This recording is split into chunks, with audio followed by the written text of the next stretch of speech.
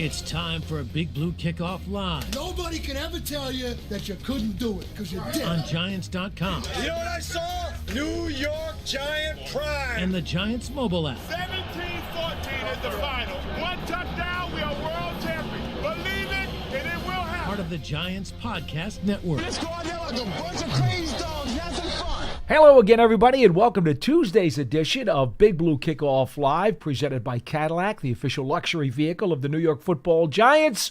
We are here for the next hour to talk New York Giants football with you at 201-939-4513. Paul Dottino, Matt Citak. And, you know, it's another gorgeous day here in North Jersey. We had 2 days in a row now where the weather really seems to be inching toward a summertime. And that means the guys got to practice outside again, Matt. And that's always good to see, because when it rains, they got to go inside, and that's never as nice in the field house. It's getting warmer and warmer each day we pass through OTAs. It really is. Yesterday was like in the 60s or 70. Yeah, Today it was I think 80. so. I think it got to 70. And next practice Thursday could hit 90. I heard. Which that's a little too hot for me. But yeah. Well, no OTA tomorrow, by the way. Yes. And then it's an off day. and then Thursday is a media day OTA. As a reminder, our show will start an hour later that day.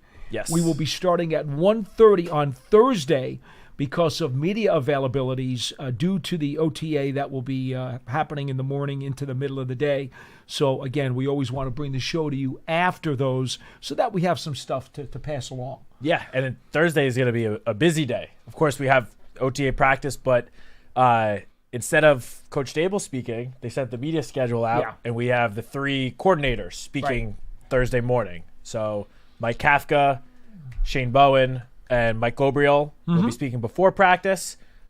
The practice, media will be here. I'm sure they will be live tweeting everything. And then some players are going to speak. We don't know who yet. And then Brandon Brown, assistant GM. We'll hear from him, which we only hear from him once, maybe twice a year.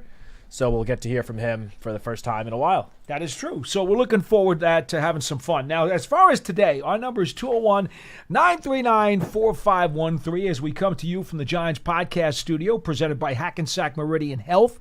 Keep getting better. Feel free to dial us up, or for that matter, hashtag Giants Chat on Twitter. We do have a pair of questions for you today. Now, I'll give you the first one. Matt will give you the second one. What we want to know, and because, we're just trying to fill out some time here with things being a little bit dead period. Sorry, don't mean to cut you off, but before we go to this, you want to give a quick recap of what happened in practice today? I was going to give the question first so they could think about it. Okay, that's fair. And then we'll give the practice That's report. fair. Okay?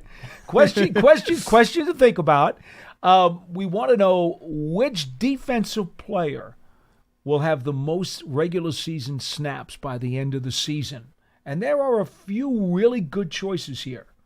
I think, we'll discuss that later on during the course of the show. But which defensive player will have the most regular season snaps by the time the season is over? That's question number one. Or if you prefer question number two, have at it. Question number two. So this was an article that Pro Football Focus put out recently, sometime in the last couple of days. And they predicted who the most improved player at every position is going to be. So this could be anyone across the NFL, not just Giants, centric, but there were two Giants mentioned in this article. So our question is, who do you guys think will be? You can either guess one, guess both, but without cheating, without looking up the article, who do you think will be in the conversation for the most improved player at their respective position from the Giants? You know what bothered me about what they did with that? One of the players, I don't want to. If I do this, it's going to give you a hint. It's going to be part of a hint. If a guy's coming off of an injury, it's more like he could be a comeback player if he was hurt, at least for part of the season. Can he be a most improved player if he's already played well in the NFL, then had a injury-riddled season that hurt his production, and then comes back and bounces back? I know that's probably going to give a hint now. It's going to give away one of the guys, but I don't think that qualifies. Unfortunately, because of how last season went, I feel like there are a good number of Giants players that fall into that category of it does. That's played true. Somewhat well, got injured, dealt with injuries for at least part of the year. That is true. So I don't think you gave it away there. Okay. Hopefully I did not give it away. Again, I don't know if I agree with the context of the selection on that particular On front. both of them, or just the one? The one. Okay. The one that I'm sure you've already picked up from what I've said. Yes. This is kind of like Penn and Teller, right? Where they think they didn't fool them and they gave like a little bit of a discussion and somehow with the words they figured it out. Okay. That's the deal. 201-939-4513. We will discuss those questions in just a couple of moments. First, a quick practice report as to what happened at today's OTA. It was one of the lesser eventful practices that we've had so far. I don't think there's much doubt about that. It was a good practice for the tight ends. I thought Greg Dulcich and Daniel Bellinger in particular, each one of them made a nice grab. I think Fedoni also had himself a nice grab. So I'm going to characterize this one as a good practice for the tight ends. Dulcich actually did a really nice job on a short pass, and he wound up taking down the sideline for a touchdown, which was really nice. But that was the one position that stood out to me today. Yeah, Dulcich looked great on that play. I mean, going into the draft, what was it, 2022? Well, he's in the league. This is his fourth year, I believe, now. So 2022 draft. Wow, I actually got that right. Well, he's with Denver, injury plagued, but he was there for a while. Yeah, but going into that draft, he was thought to be one of, if not the best pass catching tight ends in that class. Sure. And he's dealt with a lot of injuries over the last couple of years. Seems to be fully healthy now. I mean, he's out there, going full throttle, and you're seeing a little bit of what made him so talented and special at UCLA. So, obviously there's a long way to go, and there's somewhat of a crowded tight end room now after the selection of Thomas Fedoni, Theo Johnson, Daniel Bellinger, Chris Manhertz. There's a lot of guys in that room. Jermaine Terry, he made a grab today as well from Tommy DeVito. So he's thicker than the other tight ends. Yeah, definitely.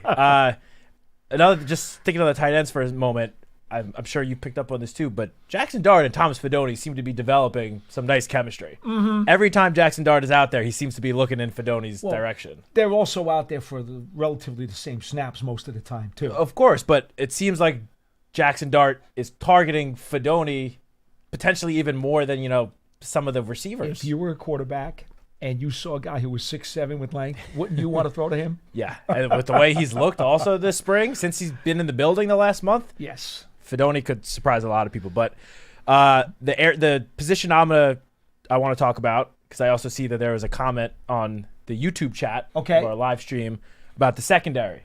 Yes, because there were a couple of nice plays made by the secondary today. Mm-hmm. Towards the beginning of team drills, Cordell Flott had a nice pass breakup. Yep. But then the big play that I want to talk about was Javon Holland came up with an interception. I believe this was during 11-on-11s, mm-hmm. so towards the latter part of practice, he had an interception. So this is OTA number 5 today. There have been 4 OTAs with actual team drills, and the top 3 safeties on the Giants have 4 interceptions in the 4 days of actual practices, mm-hmm. with Belton coming up with 2, Newman coming up with 1, and now Holland coming up with 1. That is very encouraging for me to see. I mean, obviously interceptions were at a premium. Yeah, we didn't get too many of them last year. We didn't see it too often. No, sir. And, Tyler Newman was an absolute ball hawk at college. He was. He came into the league with, I think, Minnesota's all-time record for interceptions. Mm-hmm. Dane Belton has, in his limited playing time over his first 3 seasons, has found a way to just somehow always get the ball in his hands, whether interceptions, fumble recoveries. He's just a ball magnet. And then you have Javon Holland, who last season, it wasn't his best season with the Dolphins, but has also shown a tendency to, find the football when he's out there. So if the Giants are going to improve on their interception numbers this year, which, quite frankly, you can only go up from where it was last year pretty much. It was tough. I feel like these 3 safeties are going to be potentially the big driving forces behind it. And we're seeing it a little bit already this spring. I thought Tay Banks had a nice breakup, too, today on 1 pass play. And then the rest of the practice, as I said yesterday with John, with the corners, it's almost like you'd rather see them not be noticeable because that means they were covering guys and the ball wasn't going there. Well, I wanted to pay more attention to Banks yesterday because we were talking about how Banks doesn't seem to be having any communication problems or getting caught out of position or getting burned or giving up too much cushion. In these OTAs, he seems to be playing better. He seems to be a little stickier, and he's closer to the receivers than maybe what he was doing last year. So we had that conversation with John yesterday. I watched him a little more carefully today. He had the one really nice pass breakup, and other than that, they didn't throw at him. It looked like they were just avoiding him.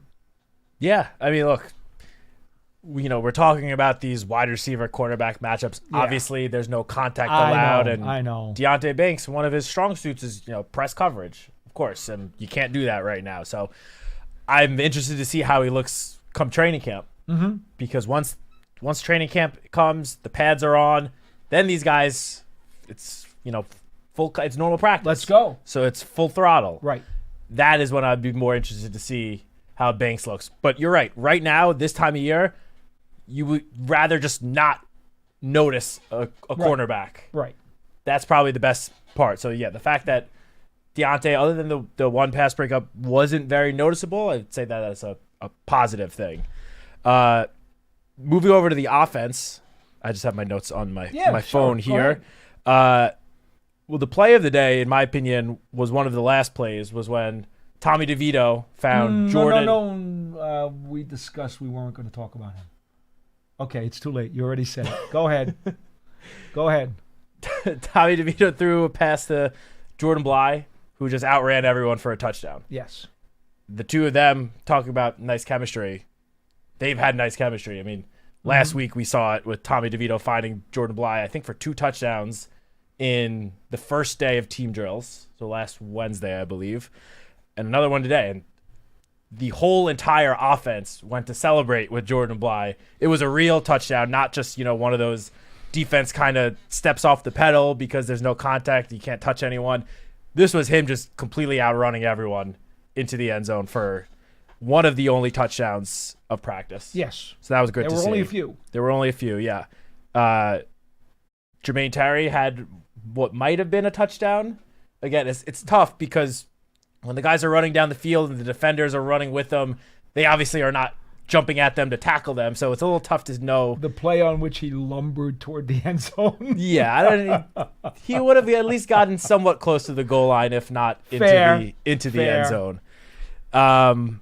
Let's see what else. Amir Smith-Marset had a nice sideline catch. Yes. That was very nice. And I have noticed, and again, we know the Giants are down some in the receiving core in terms of availability, especially with Neighbors not being able to work. Smith-Marset has gotten some regular reps in terms of the passing game during our OTAs, and I think he's shown well.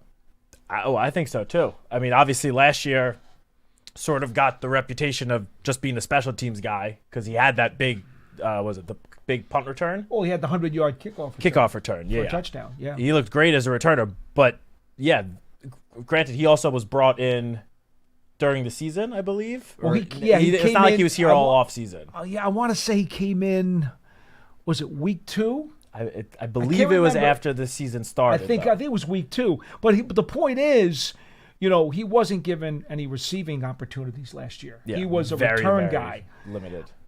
I'm kind of intrigued by his receiving skills right now. Yeah, I mean, look, granted, again, it's only spring, but he's shown more as a receiver than I was expecting to see out of him. And he obviously still has that kick return ability. Yeah. So if he can contribute even just a little bit as a receiver as well, that could, he could turn into a pretty big contributor this year for the Giants. Only other 2 plays I would want to quickly mention. On that Dolchik catch, Jameis Winston was the quarterback on that play. Yep. And he also had one other beautiful pass to Devin Singletary, who was running a bit of a sideline wheel route, whatever. Mm-hmm. And it was a wheel route. Jameis just placed the ball perfectly right in Devin Singletary's basket, who caught it. Would have been probably, 30, 40-yard gain. It wouldn't have been a touchdown, but it would have been a big play.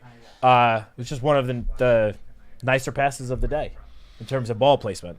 Yeah, I agree. That was a really nice throw. And just in general, I think Wilson and Dart, in general, through the first 5 OTAs, have probably been the 2 most accurate passers in general.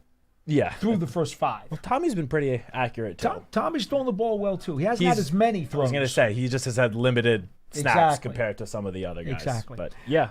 All right, folks, that's our recap for practice today. The OTAs here continue again on Thursday.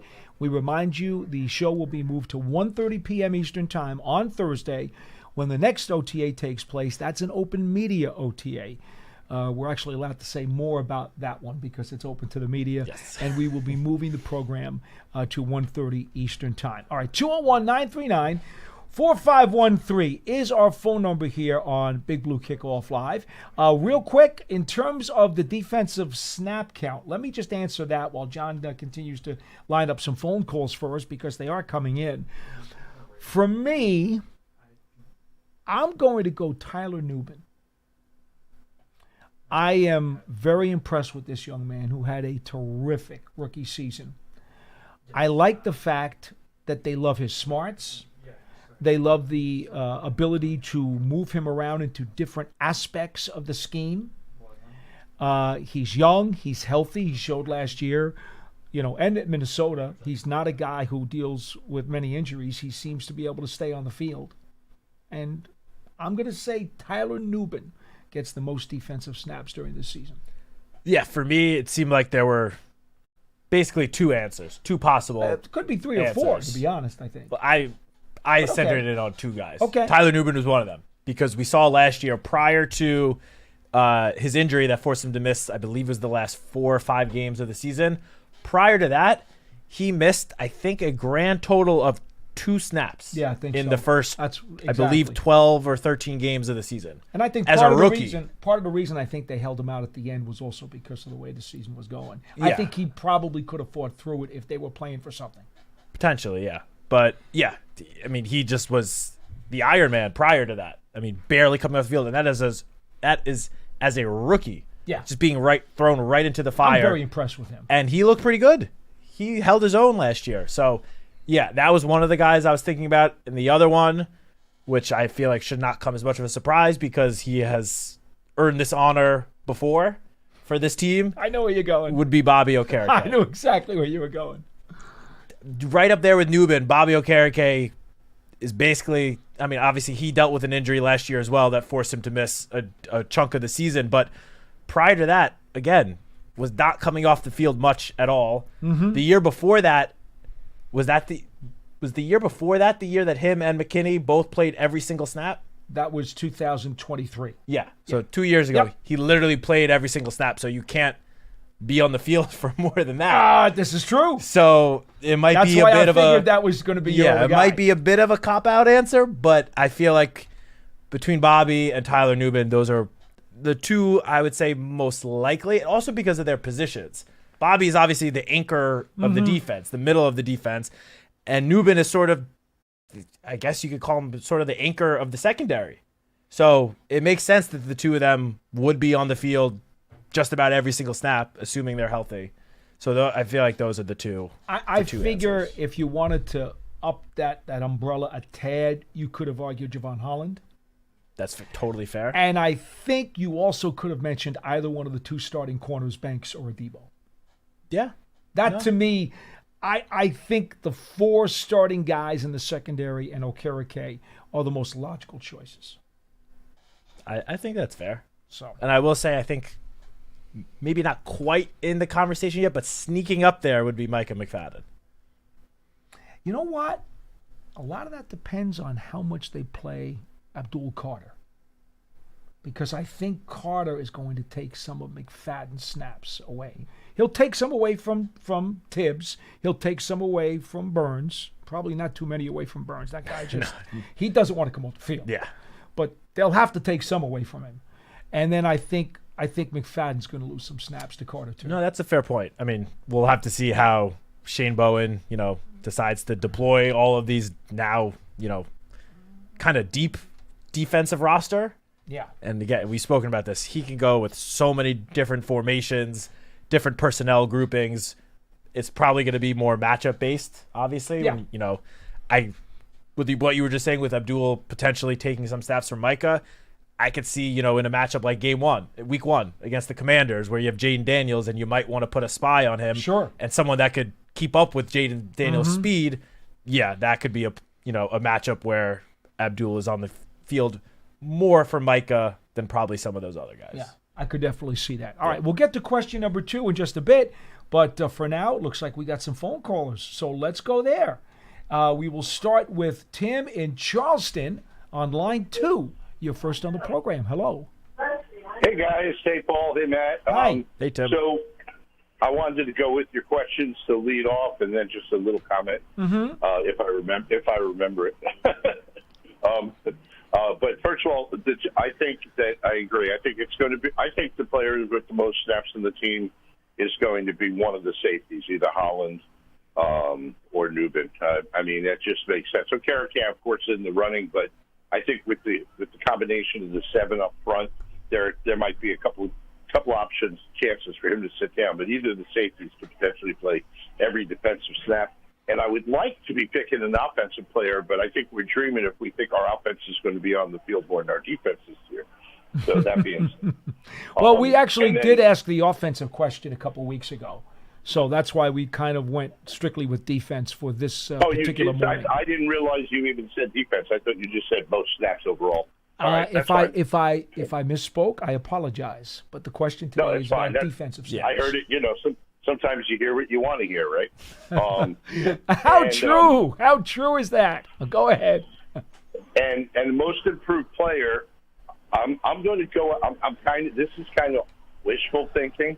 The players who I want to see most improved, because they'll have the biggest impact, would be Banks at cornerback, because it's like John says, he runs with people. He's like paper on glue with people, but he has to learn one thing: how to turn around and play the ball. And if he does that, I think that's going to show a huge improvement over his year last year, which was not great. And on offense, I'm going to go with JMS, John Michael Schmidt.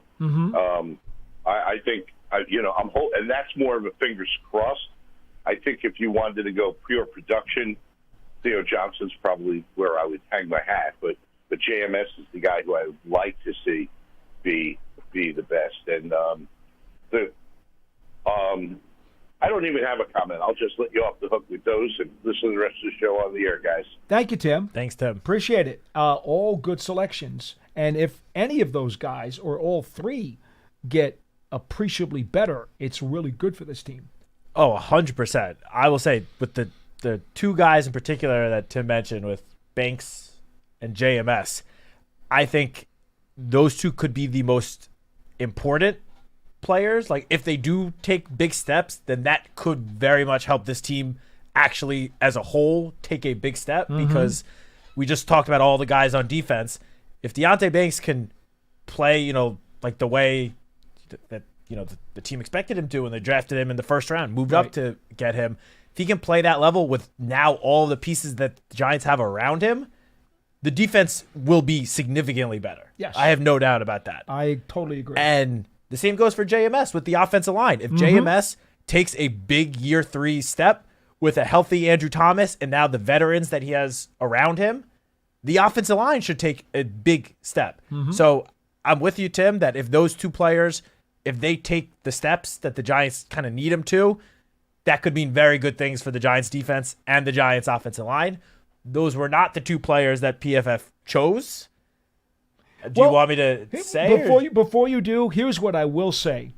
If you were to pick 2 players that you would want to take the biggest step forward, those are the 2 guys. Without a doubt. Those are the 2. I totally agree. Yeah. I totally agree. It's a different question to say which guys do you think will take the best step. So go ahead. So we'll start with on defense. This is the player that Paul was alluding to before. Sir. They chose at edge rusher Kayvon Thibodeau. Yeah. They think he will be the most improved edge rusher, which, sign me up for that. If he takes a huge step in year 4 with Brian Burns and Abdul Carter, this could be like a pass rush that leads the league in sacks then. I mean, Again, my problem is the context of the question because he had 11.5 sacks 2 seasons ago in year number 2. Last year, had to deal with the rest. Wasn't the same player in the pass rush category, but was still very good at holding the edge against the run. So I see him more as almost being more of a comeback player because his sack number went down by more than 50% and he missed a month of the season because of wrist surgery. So I have a hard time saying he needs to be, improved, so to speak, because I think I know what he can be because he's already shown it to us. Yeah, well, I think that's why, based for on me, the injury has a lot to do with it. No, that's totally fair. And the article mentions the injury, but I think they're just saying what the article mentions is that he ended the season very strongly. It says he ended the season. He was stout. Not that we love the PFF grades here. Right. But his grade that PFF gave him from weeks 13 to 18 was 13th among all edge rushers in the NFL. 21 pressures in that 6-game span, which that is a good number. Oh, it is. He didn't finish enough. Yeah, that's why pressures, not sacks. He certainly got in the backfield. Yeah, so I think they're just saying that they kind of see him using that last month of the season as a stepping stone into the 2025 campaign. And obviously, the Giants drafting Abdul Carter, the three of them will all be on the field and be on the field a lot. But, I mean, if you're Kayvon, you obviously welcome the talent, influx to your room. But at the same time, I mean, these guys are all competitors. They want to be out there every single play. So drafting someone that at your position, even if it's going to help the team, obviously could light a little fire underneath him a little bit. So I think that is what the article is saying. Not that he needs to take a step, but they just think, given especially all the talent the Giants now have on the defensive line, they think he's just going to take a big step, which, again, would be fantastic for the Giants pass rush if Kayvon took a huge step now going into year 4. Okay, who's the other guy? The other guy is on the offensive side of the ball, and this was the one that I was a little, didn't know if I fully agreed. Not because I don't think he will be good this year, but he started to show a lot before getting injured last year. It is Theo Johnson at tight end was their pick for the most improved tight end this year. And, I mean, I think Theo Johnson is going to take a year 2 leap. I think he's going to show the way that he ended his season prior to that injury against the Cowboys, he was starting to really get going. And again, we speak all the time. It's not that easy for a rookie tight end to come into the league year 1 and light the league on fire. Obviously, Brock Bowers, he kind of did that last year, but he was considered, a generational talent at tight end prospect going into the draft. Theo Johnson was a 4th-round pick. Obviously, not quite the same expectations that Brock Bowers had coming into year 1, but he really started to get going before suffering that foot injury. Yeah. So this article pretty much saying with the expected improved play at the quarterback position, and with Malik Neighbors drawing the most attention of the Giants pass catchers, they think Theo Johnson could take a big step in year 2. And I will say this, on one hand, I understand that because he was only a rookie and the production was limited, albeit good, before he got hurt. So it wasn't like he has already put up some big numbers before, as Kayvon Thibodeau did 2 years ago. Yeah. So in that regard, I'm willing to buy that. But the injury also costing him the last segment of the season also kind of slides him a little bit into comeback territory because his season was thwarted, stunted, shortened by an injury, which I'm with Matt on this one. I think the arrow was pointing in the right direction when he went down. Yeah, it certainly was. I mean, again, I can see where PFF is coming from with these 2 selections. I do tend to agree with you that I don't know if most improved would be the label I would give them as opposed to just, who might take the biggest step, because it's not like either one of those guys were bad last year. No. I think most improved, I think of someone that struggled in 1 year and then was significantly better the next year. Right. I mean, that is the definition of improved. But, so I'm with you that I would use slightly different verbiage to describe. How about this? These 2. If JMS, Banks, Tibbs, and Johnson all have really terrific seasons, the Giants are going to be really good. Yeah. How about Giants that? will be in very good shape. We'll just go with that. I think that's probably the easiest way to envelope the answers to this question. 201-939-4513 is our phone number. We go to line 2. Rich in Virginia is next to the program. Hello. Good afternoon, Godfather and Matt. What do you say, Rich? Hey, Rich. Great. Keep up the great work. So, Bryce Ford Weeden. Mm-hmm. I haven't heard anything about him. What's going on? Is he hurt again, or No. I haven't heard you mention him in OTAs? I assume he's still on the team. Okay, his basic value to the team last year, because he was basically a special teams guy, and I don't even know how many receiver snaps he played, Matt. I'm not even sure. Maybe you can look that up real quick. It was very few. Very few receiver snaps. Very few. You're not going to get any production at OTAs out of your gunners. That's not what we're going to see here. You want to take a guess on how many offensive snaps he played? 4? 2. There you go. Yeah. Yeah. That's right. So now what I have said, and you know this, Rich, you've been listening to the program for a while, I like him a lot. I liked him. Yep. He was my dark horse a couple of years ago when he came here as a rookie undrafted free agent. But it's clear, at least from what we've seen to this point, is that they are still looking at him as a key member of the special teams unit. And at least in the early OTAs, he hasn't gotten a ton of opportunities. Yeah, no, that's fair to say. I would think that come training camp in almost a month and a half, he will get more opportunities, just because there will be more opportunities to be had by everyone. So I think he will get a little bit more action at wide receiver. But yeah, we just haven't seen him out there too much. I mean, they only have limited, team drills during these OTAs, and there's only so many snaps they can go around. There are a lot of wide receivers that are currently on the roster. Yeah. And, at least a handful of them are undrafted free agents, undrafted rookie free agents, where the team wants to see if they have anything with those guys. I feel like with Bryce Ford Weeden, while I do think there might be some untapped potential there, for the most part, he's been around for a couple of years now. The team knows his game. They know what he's capable of. So I think his gunner skills is going to get him a spot on the 53. Yeah, he's one of, if not the best gunners on the team. Right. So they know he's going to be here pretty much. So if you kind of know that, you can maybe worry about getting him some throws if you want to do that later on.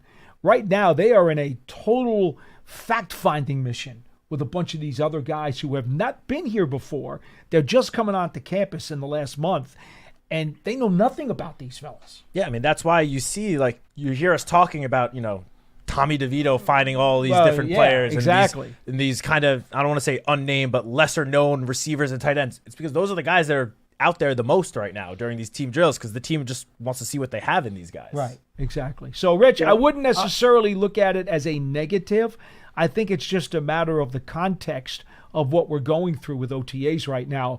I would hope at some point, even if it's late in camp or just even during the preseason games, I hope Ford Weeden does get some opportunities to produce as a receiver. I'm still very intrigued by him.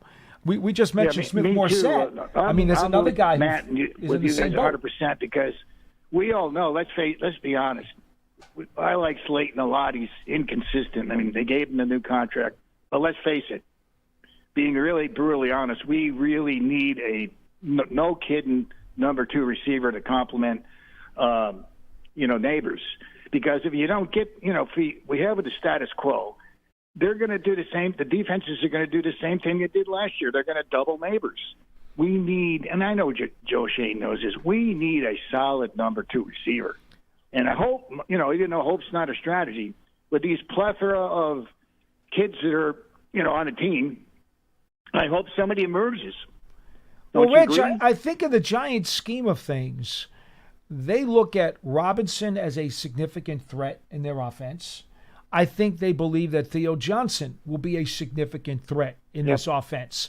So in their mind, I don't know that they need a clearly defined number 2. Slayton's a very good player.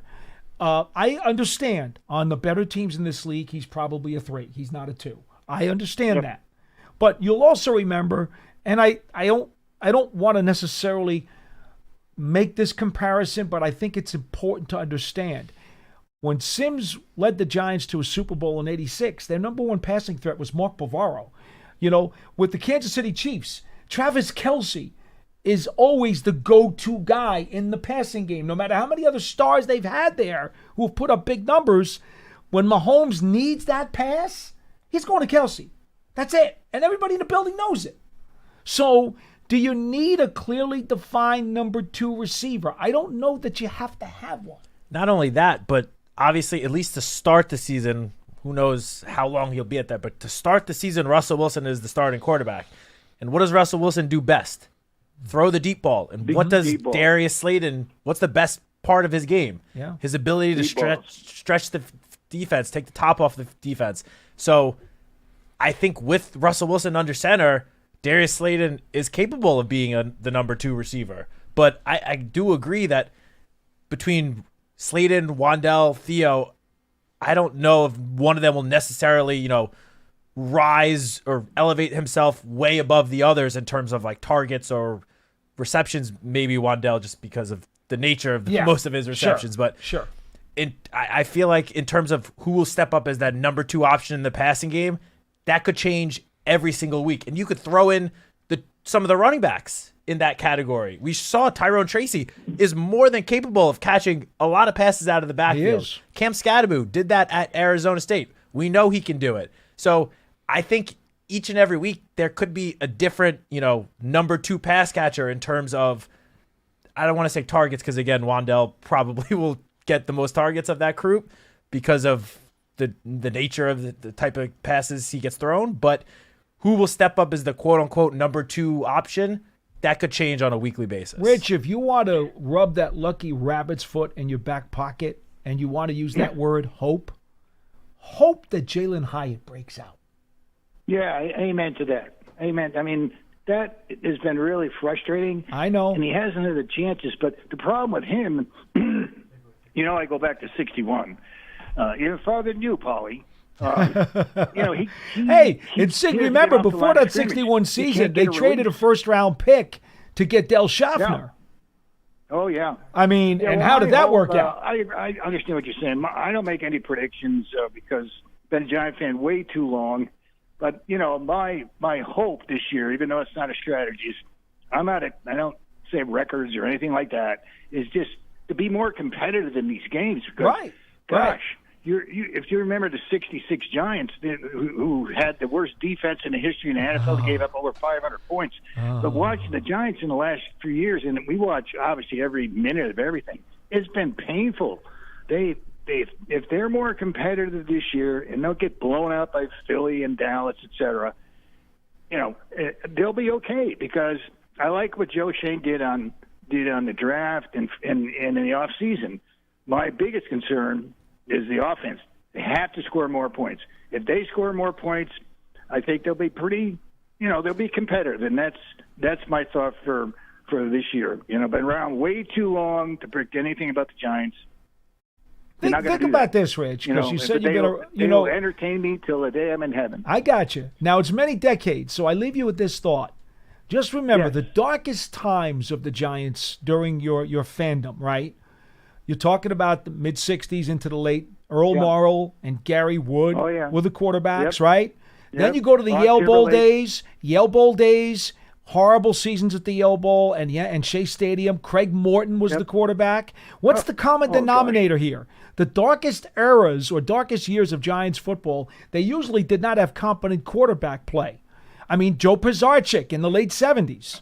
That wasn't very cool. And quite honestly, the quarterback smorgasbord we just saw wasn't very cool either. So you now have Russell Wilson, a future Hall of Famer, who is on the back nine, but a future Hall of Famer. You have truly legit quarterback play. So I don't think you necessarily have to worry about some of those dark years we've seen in the past where the common denominator was a really poor situation at quarterback. Yeah, I mean, and I agree with you 100%, Paul. I remember every one of those guys, even though, like I said, I love the You'd like to forget about them as a golfer. But I really think, honestly, Russell Wilson, even though he's on a back nine, is going to give us the best quarterback play we've had in 5 He or 6 should. years. He absolutely should. Thanks, Rich. So I'm excited, but I'm going to temper that. Every I year got you. my colleagues say, R2, don't believe the preseason hype. So I'm excited, but I'm going to temper everything. Appreciate it, Rich. Fair Have a great enough, day. Rich. Thank you. Oh, my. It's funny because every spring you draft, you get your free agents, and every team has a certain level of optimism every spring, right? Because every team starts 0-0. Yeah. And it's like, well, we're 500. We're not under 500. We're 500 right now. And, if, we can be really good. I totally understand that. And that's why I appreciate Rich's perspective. On the other hand, we've got a few regular callers on this program who don't even want to recognize any of the ifs and automatically think that it's going to be a disaster. We're not going there either. Matt in Rhode Island, you're next on the program. Hello. Hey, guys. First-time caller here. Thank you. You kind of touched on some of the points I wanted to make with regards to Slayton, but I'm going to say my piece anyway. I think the fan base is always way too rough on Slayton. I mean, like you said, he's never had good quarterback play, especially to his play style, which is the deep ball. I mean, DJ couldn't even throw one. We just got him for wide receiver 3 money. I mean, the $36 million deal is super cost-effective. And, if we look at this offense this year, we're going to have Neighbors doubled, Russ throwing the deep ball. Like, it's going to be an opportunity for Slay. And, we wouldn't need to sign him if Jalen Hyatt has come around. So, if he can show us something, maybe we can move off of Slayton. But until we do, it feels like we have way bigger problems to solve. So I wanted to know what you guys think about Slayton in general.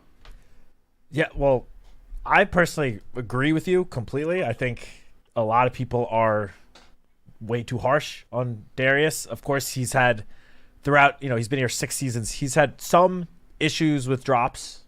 Of course, I'm not going to deny that, but he's been just like the epitome of consistency almost every single year that he's been here. And as you mentioned, it's been with what we'll just call not the greatest quarterback play.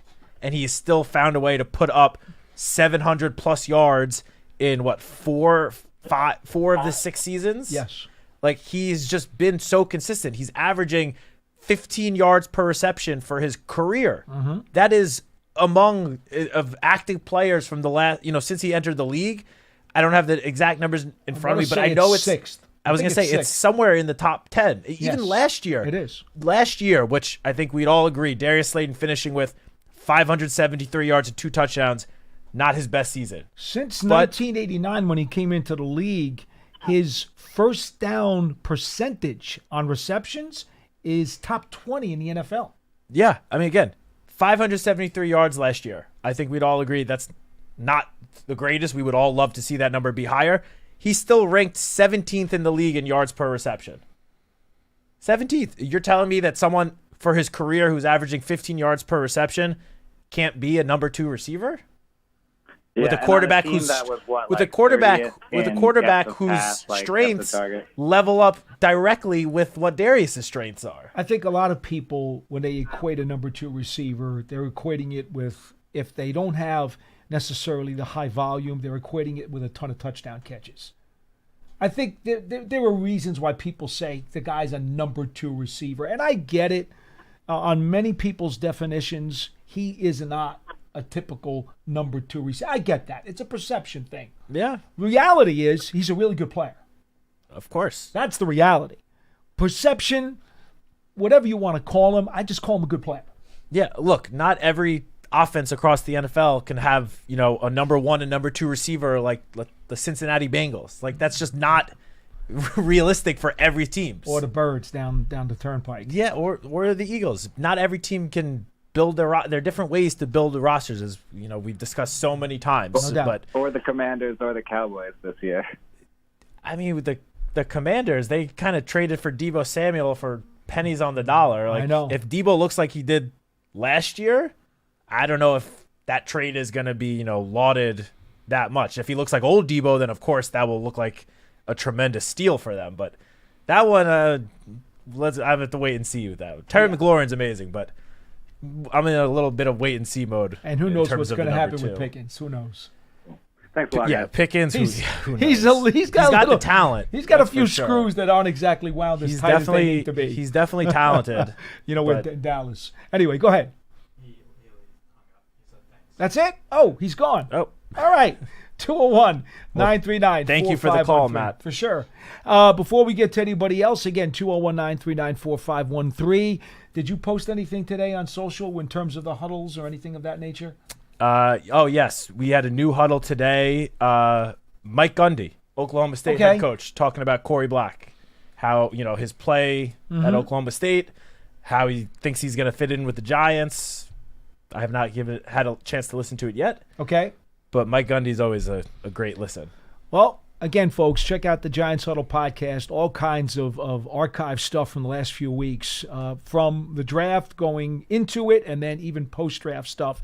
There is plenty there for you to listen to, get some information about some of the Giants' young prospects. Giants Huddle podcast is on podcast platforms everywhere, giants.com/podcasts, and all of your favorite podcast platforms, and the Giants mobile app also. Don't forget that. I know a lot of people just go right to the mobile app and they listen to the stuff right through there.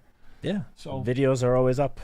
Videos are up. Giants TV on the internet as well, as part of Twitter.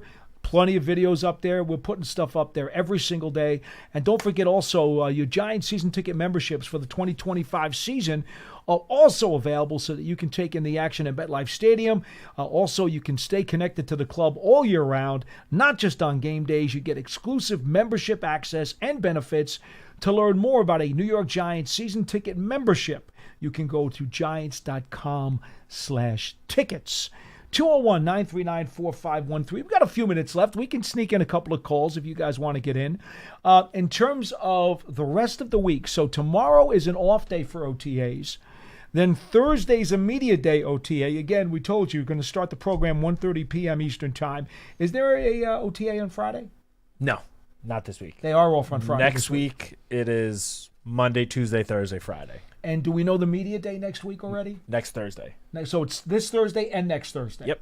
So those are the media days. So now I could tell you, write it down on your calendar. It's not only this Thursday, but next Thursday, BBKL starts at 1:30 p.m. Eastern Time. Again, so that we can get you all the information from the OTAs and the media sessions and have a chat with you folks and let you know what's going on here outside on the practice field. 201-939-4513 is our phone number. It looks like John's about to throw somebody on hold. And if he does, we'll take that next phone call as we only have a couple of minutes left in today's program. One other item I did want to bring up. And, we talked about this during rookie minicamp. And I don't know if it's caught your attention. But Jackson Dart, when he's not working with his group of offensive players on the second field, because they split up, folks.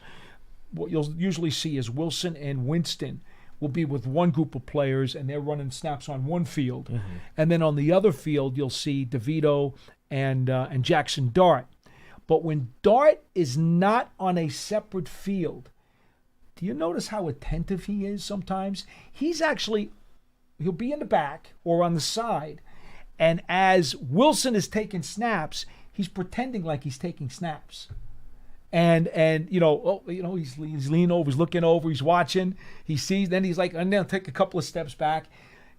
This guy is working nonstop. I love it.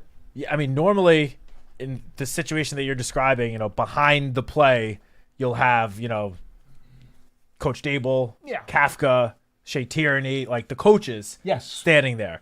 But you're right. Jackson Dart, any chance he gets, when he's not the one taking the snap, he pretends like he is the one. He'll be like 10 steps behind the huddle, and he will be pretending to take the snap, do a drop back, like look at, the receiver that he thinks he would throw the ball to. Like, it's little things like that at this time of year. You like to see it. And I'll take it one step further. He's not the only one that's doing that. A different position, but we mentioned Malik Neighbors hasn't had the chance to do much, but he's in the huddle during team drills. He goes in the huddle with the first team offense to listen to the play, and then when they break, he steps back to that absolutely stands with the group behind the huddle. I'm glad you said that. But Malik is taking every mental rep that he can, even when he's not actually out there He's taking got a all sore the, toe, by the the way. team drill. Yeah. He's got a sore toe. Coach That's Dable why they're spoke holding about him it last week. Right. Just it doesn't seem like something that, should be too serious. But Well, they're letting him out there walk around. yeah, that is true. And he was working out in was it phase 1 or phase 2 of the workout program? He was in the gym. So, but yeah, the two of them taking every single mental rep that they can when they can't physically actually be out there for every snap. They're all in. Great to see it because those are two guys that you would hope will be the two of the biggest turning points for this franchise. Those two guys. So. For sure. So anyway, I did want to mention that because I don't know if we've talked about that before. No, I'm glad you brought that up. And it's a good sign at the very least. Brandon in New Jersey, you're next on the show. Hello. What's going on, Matt? What's going on, Paul? Hi. Hey, Brandon. So I got one thing, and then I got a small criticism of something Matt keeps doing, and then I got a random suggestion for Paul. Paul, you're gonna have to be open-minded with my suggestion. Okay, sure. All right, all right, let's go. Up for this one. Hit all three of your items. Go ahead. All right, so my first football-related thing is it's a little bit like bold prediction kind of area, or just something I'd like to see happen. And I'd personally like to see Greg Van Roten start at center this year. And my reasoning for it is when Van Roten was on the field at guard, last year, even though he's a backup center, there was way less interior pressure for the entirety of the time he was on the field. Meanwhile, at the beginning of the year, when the line was performing its best, most of the time when there was pressure, it was given up by JSM. And I think this team is at a point now where before they were having to draft players, and then just because of the nature of the roster, the depth, and all of that, a player would be drafted and immediately expected to start given the role, not compete for it, but given to them. JSM is one of those players, and so far, in my opinion, other linemen have outplayed him, but there just hasn't been numbers. This is the first year there's been numbers. And I'd like to see JSM take a backseat to Van Roten and get the best 5 offensive linemen on the field at the beginning. What is your thought on that? All right. I'll give you a couple of thoughts. One will be fact-based. The other one is strictly a philosophy and an opinion. I'll start with that part of it. JMS is going into his 3rd season, which, as we all know, that needs to be the breakout season for any of your prospects as they develop. Number 3 is a very critical year for that player. I think JMS, because he's undersized, he has to continuously add to his power quotient. I think that's where, in my opinion, his game has led to inconsistencies.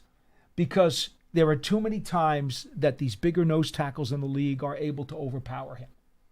And if he can add to his power quotient this year, and I don't know exactly where his strength results are as they're doing their off-season strength and conditioning programs. I don't know where his numbers are. But he, in my opinion, the one thing he needs to do more than anything else is to continue to get stronger. So if you're going to put him, slide him on the depth chart, it's not going to help him. He's not going to get better. He's never going to have that chance to break out if you're just going to give the job to Van Roten. Van Roten's already hit his ceiling. We know what he is. There's no upside to him. There is supposed to be, theoretically, upside to JMS. So I think philosophically that's a counterproductive thing to do. I do believe Van Roten should be the backup center, and if JMS either does not play well or gets hurt, I think Van Roten should be the center, and I think he'll be okay. That's number one. My second point is more fact-based. On my film study, I had Greg Van Roten allowing 7.5 sacks last year. I had Schmitz allowing 4.5. So I would, despite the fact that I think Greg Van Roten played well, I think you're kind of overestimating a little bit in terms of how much better you think he played than JMS. Just Can I? Yeah, go ahead. Can I add something to that, though? You can. When Van Roten played, who played with the better line, JMS or Van Roten, when he was on the field? Like, as an entirety of the group, not just one. Because I think Van Roten played with our majority. That's when the line really started to be depleted. Now you got some issues in other places. Well, here's what I will say. Van Roten's giving up more sacks because there's more help needed in more places. You know what I mean? Here's what I will say, all right? I charge Van Roten with giving up 1 sack in the opening game against Minnesota. He gave up 6.5 sacks between October 20th against Philadelphia and the rest of the season. Okay? So in the first half, he had a string of 5 consecutive games without allowing a sack. And then his sack numbers started to pile up. I can only tell you those are the facts. That's not an opinion. Those are facts. JMS also started at center through week 16. Greg Van Roten only started the last 2 games at center. Otherwise, JMS was out there. And for those that listen to this show often, I love Greg Van Roten. I was very happy that he was brought back. Overall, I do think in a vacuum, he probably played a little bit better than JMS last year. If you just putting the two of them individually in a vacuum. But as you mentioned, Paul, one of them is going into year 3, and the other one is going into year 13, 14. It's up there. There is a lot more to gain for this franchise to continue to grow and develop JMS than it is to just bench him, no doubt, for Greg Van Roten, who's here on a 1-year deal again. And to take it one step further even, and you may not want to hear this, but JMS took a step last year. Granted, that probably is because as a rookie, his play was, not as good as anyone would have hoped. Yeah. But he was better last year. No doubt about it. He was pretty significantly better. Now, he still needs to take a big leap to where the offensive line needs him to be. He needs to take another step and he needs to grow. But year 3, as Paul mentioned, is when offensive linemen are sort of believed to take that step, is year 3. If he takes a step from last year to this year, like he took from year 1 to year 2, everyone will be happy with the way JMS plays. We said that he was one of the 2 most important improvements that you could want if you were to identify that. We've already said that. So we understand how you're not satisfied with how he's played so far. That's not a problem. Yeah. If you look, PFF tracks offensive linemen, there are pressures and sacks allowed on a weekly basis. They have JMS down for 6 sacks allowed on the season. 3 of those came on that Thanksgiving game against the Cowboys, in which the Cowboys just say what you want about the game. Obviously, the Cowboys won that game. It was not a good game. It was not the best game for the Giants or the Giants' offensive line. 3 of his 6 sacks allowed came in that one game, which means he missed the last 2 games of the season. So the other 14 games, he gave up 3 sacks. I think we would all sign up for that, rate of sacks allowed from JMS this upcoming season. And I know those are all subjective, right? Sacks are always going to be subjective. So, I only have him for 4.5 because I do charge sacks to quarterbacks. Okay, I don't know if PFF does, but I do. I charge them to quarterbacks. If the guy held the ball for 5.5 seconds, that's not the offensive lineman's fault. So I'm a little different. I have a much more coach's angle when I grade my sacks. But nonetheless, John Michael Schmitz, he had 2? I guess he allowed 2 in the first half of the season, and 2.5 in the second half of the season. I don't, I think you're a little bit more down on him than you need to be. Anyway, you had 2 other points. Please go ahead. Yeah, yes. Real quick, final thought on that, and then I'll move on. I'd be interested. You guys only said sacks. I'd also be interested to know what the pressure numbers is, and my reason for that is I think it'd be easier. I know JMS is in his 3rd year. I think it'd be easier to let him get a break. There usually is some type of injury, and then let him get on the field as opposed to put him on a short leash at the beginning of the year and then have to pull him. I would rather just, the other way around than having to put him on a short leash because he still does have another year under contract. But I'd be interested about pressures, not just sacks. Real quick, Brandon. Real quick for pressures. JMS was on the field for 180 more pass block snaps this past year than his rookie year, and he gave up 2 fewer pressures. All right. Well, the numbers are the numbers. I won't dispute them. So again, those are PFF numbers. Yeah, these are PFF. I always attribute their numbers to their numbers because I never want to be responsible for their numbers. 100%. Go ahead. What else do you have? Criticize me now. Criticism, and it's more or less on that same line. My issue again is when players are given spots and not earned. I need the Giants to get to a point where we set a standard, and then you either meet the standard or we move on. And I think Matt is already fallen victim to that already. He keeps saying the words or the phrase franchise quarterback for a rookie that's never played a snap. No. And I would just like to leave that. I understand if that's the expectation, but I'd like to leave that phrase until at least a second contract. I don't think you are a franchise quarterback till your second contract. So they're a rookie right now. I Brandon, think that's so far down the road that we shouldn't even be putting that on him yet. Okay. Brandon, I'm fairly confident that any single time I mention Jackson Dart and that phrase, I say hopeful or potential franchise quarterback, because clearly the trade that the Giants made in the draft, that is the hope that he gets there. I have never once said that he is the franchise guy, because you're right. He hasn't played a single snap in the NFL yet. You have to earn that title. It's not just given to you. So if I have said it, I apologize. I'm pretty sure every single time I say the hopeful or potential franchise quarterback. He's drafted with that intention. That's for all sure. It is. That's for all sure. it is. You don't make that move unless you think he has the potential to get to that level. Okay, what do you got for me? Expectation. All right, Paulie, open-minded here. Open-minded, please, because we all know right now you're in good shape. But come end of July, you're going to be shaky, very, very jittery, very excited, and unable to contain oneself by the end of July. We all know that's coming, right? And it has never made sense to me why you're so against Madden.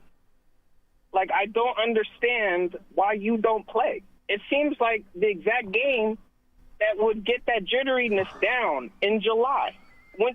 Paul, the first time you beat a blitz, I think it's over. I think you should try to play Madden for once instead of just poo-pooing it quick. I think you should try it. Just try it once. If you don't like it, then boom. All right, but Brandon, the right personality for it. I power walk a minimum of 5 miles a day. That's how I get out my stress and I get out my jitters. I don't have patience or time for video games. I would love to see you try to play Madden. Please, if you ever want to try, please let me know. Please, I'll play with you. Podcast episode would be great. It's a good content. Oh my Watch goodness! Try to figure out a throw to A. That'd be awesome. Brandon, I appreciate it. Thank you. That's 201-939-4513 is our phone number. Jot it down for the next program. I would love to see you play with like one of the guys on the team. Have them try to teach you how to play Madden. Truth is, I have never, ever even touched one play of Madden. And it's been around for 30 years, 25 years? How long? At least 25. Right? I mean, I had it growing up. I'm 32, and it was as far back as I can remember. I have late never 90s. even attempted to play one snap of That's a shame. Madden. It's a lot of fun. Granted, I haven't played in a while, but I grew up playing it all the time, and it was a lot of fun. I was a Donkey Kong guy. You want to talk about video games? I was a Donkey Kong guy. I was a Pac-Man and a Ms. Pac-Man guy. Galaxian was another one, right? You know, I was into some of the arcade video games. You're dating yourself just a little bit. Well, you know, I get it. But those were fun video games at the arcades. But I was not so much into the home video games, you know, the replications of NBA and Madden. And no, I wasn't as much into those. You're missing out. A lot of fun. Entertaining. I get it. I'd rather be going for a 5-mile power walk, though. I like to get outside. I like to be active. I don't want to spend 2 hours sitting in front of a television, you know, moving my thumbs. I'd rather get out and be active. I can't argue that. It helps the blood pressure. 100%. To be out. 100%. I can't argue that point. That's how I stay so energetic. 201-939-4513. Write it down, folks.